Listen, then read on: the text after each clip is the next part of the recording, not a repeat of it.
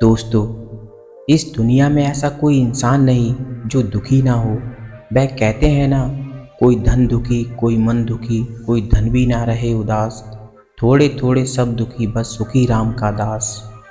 दोस्तों, सुखी वही है जिसको हकीकत का पता है, जिसने इस दुनिया रूपी तमाशे को समझ लिया है, वही सुखी है। जब भी किसी इंसान को कोई परेशानी आती है तो भगवान को याद करता है, लेकिन क्या हो कि हमें कोई एक ऐसा मंत्र मिल जाए जिसको पढ़ने के बाद हमारे दुख दर्द, हमारी परेशानियां, विपदा सब हमारे जीवन से चले जाएं। दुख, परेशानियां, विपदा जब भी आए तो हम एकदम से शांत रहें, हम कभी भी इसमें दुखी ना हो। तो आज की जो बौद्ध कहानी मैं आपको सुनाने वाला हूँ, इसके अंदर आपको एक ऐसा मंत्र मिलने वाला है। उसको पढ़ने के बाद आप कभी भी ना तो दुखी होंगे। ये परेशानियाँ, दुख चाहे कितनी भी आ जाएं, तो आपका कोई कुछ नहीं बिगाड़ पाएगा। बस आपको उस मंत्र को याद रखना है। वह मंत्र बहुत छोटा है, लेकिन इसका कार्य बहुत बड़ा है। हमारी पूरी सृष्टि, हमारा पूरा ब्रह्मांड, इस दुनिया में जितने भी जीव जंतु हैं, जितने भी मनुष्य हैं, सभी इस मंत्र पर टिके हुए हैं। यदि आप किसी भी परेशानी में, किसी भी विपदा में हो, तो इस मंत्र को पढ़ लेना। आपके सारे दुख दर्द, आपकी सारी पीड़ा खत्म हो जाएगी। तो चलिए शुरू करते हैं। एक समय की बात है, एक नगर का राजा अपने नगर में ये ऐलान कराता है कि जितने भी ज्ञानी पुरुष हैं, जितने भी साधु संत हैं, उसको हमारे राज्य में बुलाया जाए। पूरे नगर में ये ऐलान करवा दिया, जिसने भी शास्त्रों का अध्ययन किया है, जिसको भी थोड़ा बहुत ज्ञान हो, वह हमारे राज्य के दरबार में आ जाए। राजा उसे बुला रहे हैं। सभी विद्वान, सभी शास्त्री, सभी ज्ञानी पुरुष राजा के दरबार में पहुंचे और जब बैठे थे तभी राजा ने उन सबसे कहा कि मुझे एक ऐसा मंत्र चाहिए जिसको पढ़ने के बाद कितना भी दुखी आदमी हो, कितना भी पीड़ा में क्यों ना हो, वह 1 मिनट के अंदर अपना सारा दुख दर्द भूल जाए। उस मंत्र को पढ़ने के बाद ना कोई परेशान रहे, ना कोई दुखी रहे। ऐसा मुझे कोई शक्तिशाली मंत्र निकाल कर बताओ और मुझे वह मंत्र चाहिए। अब जितने भी वहाँ पर साधु संत, जितने भी ज्ञानी पुरुष थे, सभी अपने अपने शास्त्र पढ़ना शुरू करते हैं, सभी अपनी अपनी किताब टटोलना शुरू करते हैं और उसके बाद वह सारे ज्ञानी पुरुष अपनी अपनी बात बताते हैं। जो जो बात उन ज्ञानियों ने सीखी थी कि जिससे दुख दर्द कम किया जा सकता है, जिससे परेशानियों को मिटाया जा सकता है, वह मंत्र राजा को बताना शुरू किए। राजा कोई भी मंत्र सुनता तो एक ही बात कहता कि नहीं, इस मंत्र से कुछ भी नहीं होने वाला, ये मंत्र काम नहीं करेगा। मुझे कोई एक ऐसा मंत्र चाहिए जिसे पढ़ने के बाद दुखी आदमी दुखी होना छोड़ दे। परेशानी में, विपदा में कितना भी आदमी हो, वह अपनी परेशानियां, विपदा एकदम से भूल जाए और खुश हो जाए। मुझे कोई एक ऐसा छोटा सा मंत्र चाहिए। अब वहाँ इतने सारे ज्ञानी पुरुष बैठे थे, उनके पास ऐसा कोई मंत्र नहीं था। उसके बाद किसी ने राजा को बताया कि हमारे नगर के अंदर एक गरीब ब्राह्मण रहता है, वह बहुत बड़ा ज्ञानी है। हमारे राज्य दरबार में वह पहुंच नहीं पाया क्योंकि वह चल नहीं पाता, वह अभी बूढ़ा हो चुका है। राजा अपना घोड़ा लेकर उस गरीब ब्राह्मण के घर जाता है और वह गरीब ब्राह्मण से जाकर यही बात कहता है कि मुझे दुनिया का एक ऐसा शक्तिशाली मंत्र चाहिए जिसको पढ़ने के बाद कितनी भी विपदा में आदमी हो वह खुश हो जाए, कितनी भी परेशानी में आदमी हो वह परेशान होना छोड़ दे, दुखी आदमी दुखी होना छोड़ दे। ऐसा शक्तिशाली मंत्र मुझे चाहिए। उसके बाद वह गरीब ब्राह्मण कहता है कि मेरे गुरु ने मुझे एक अंगूठी दी थी और इस अंगूठी के अंदर 2 कागज हैं और उन दोनों कागज पर क्या लिखा है ये तो मुझे नहीं पता, क्योंकि मेरे गुरु ने कहा था कि जब भी तुम इतनी परेशानी में आ जाओ, इतना तुम्हारे पास दुख हो जाए कि सारे रास्ते तुम्हारे लिए बंद हो जाएं, जब तुम्हें कोई रास्ता नज़र ना आए कि बस अब ज़िंदगी का अंत होने वाला है, उस समय इस कागज़ को पढ़ना।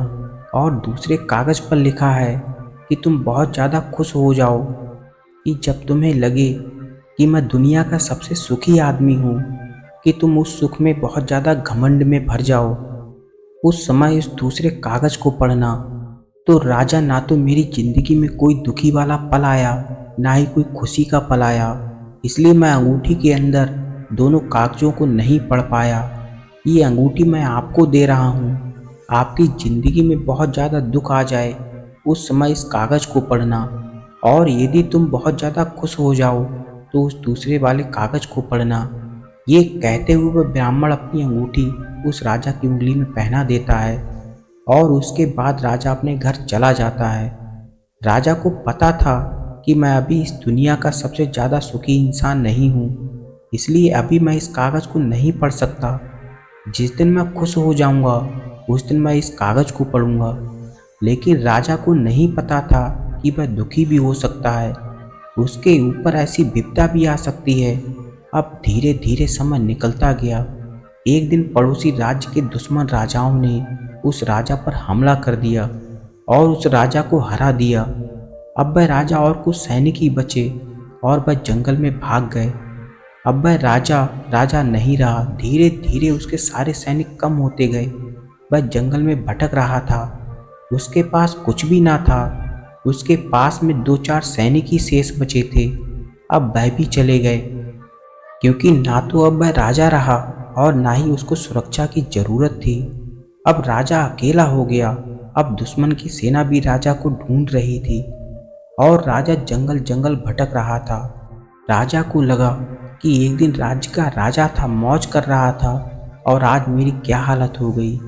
वह भगवान को कोसता, कभी कभी भगवान से अरदास करता कि मुझे कुछ भी नहीं चाहिए, मुझे वापस अपना राज्य दें या ना दें, बस मुझे जीवन का सुख दे दें और कुछ नहीं चाहिए। ऐसे करते करते राजा जंगल में भटक रहा था।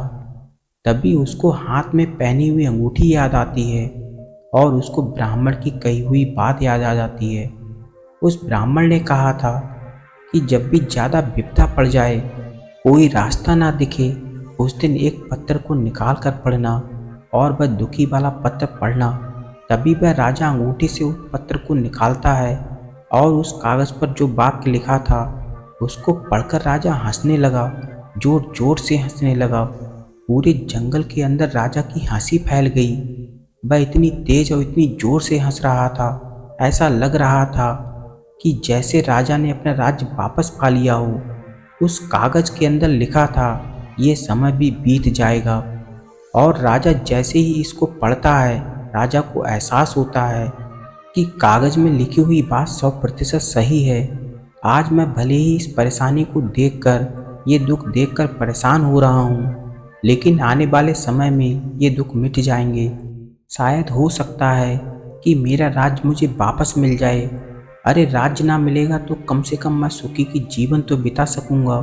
धीरे धीरे सब ठीक हो जाएगा। अब राजा उस कागज़ को पढ़ा और बहुत ज़्यादा खुश हो गया। उसने वापस अपनी सेना बनाने की सोची। आसपास में जो जंगल में लोग रहते थे उनको इकट्ठा करना शुरू किया। उनको बताया कि वह एक राजा है।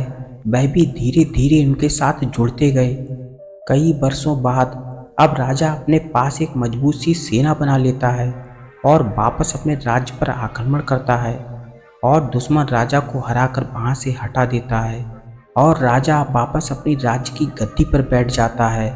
पूरे राज्य के अंदर खुशी का माहौल था। सब लोग नाच रहे थे। वहाँ की सेना नाच रही थी, वहाँ की प्रजा नाच रही थी कि कितने वर्षों की गुलामी के बाद हम वापस अपने पुराने राजा के अधीन आ गए। वह खुशी से झूम रहे थे, राजा भी नाच रहा था। तभी राजा को उस ब्राह्मण की कही हुई बात याद आती है। उसने कहा था कि जब तुम बहुत ज़्यादा खुश हो जाओ, अपनी ज़िंदगी में बहुत खुश हो, उस दिन इस कागज़ को पढ़ना।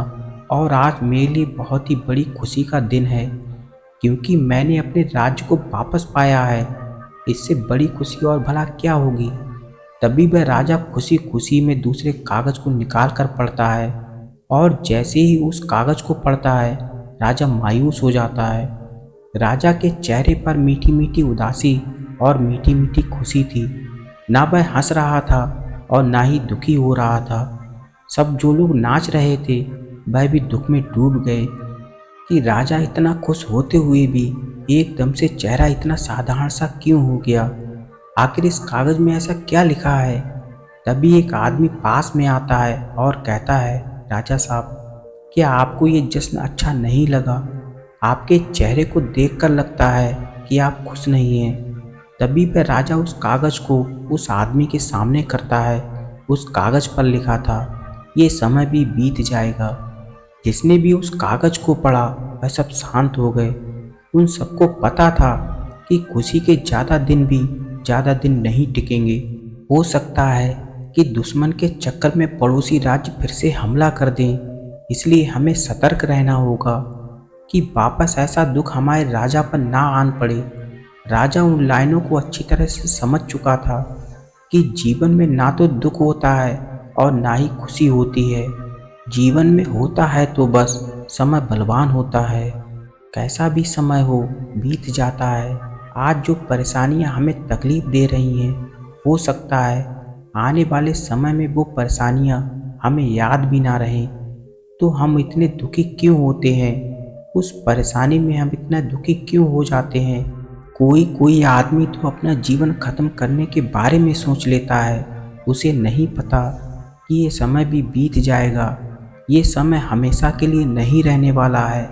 जो दुख होता है वह हमेशा नहीं होता है, एक दिन खत्म हो ही जाता है।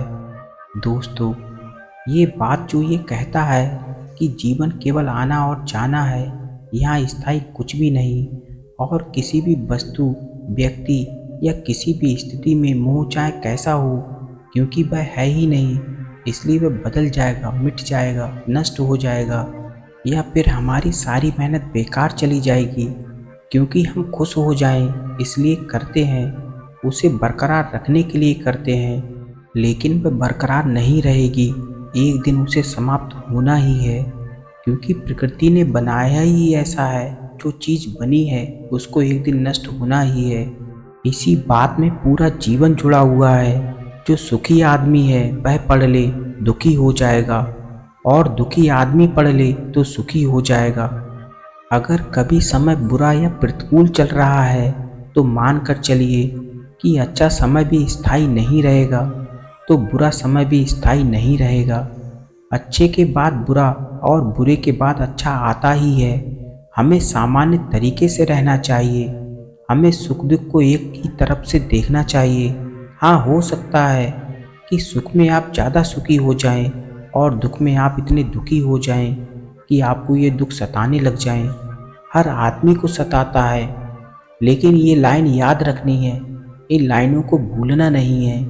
ये लाइन इसलिए कही गई है कि आप दुख में दुखी ना हो, और दुखी होने से वह दुख नहीं मिटेगा।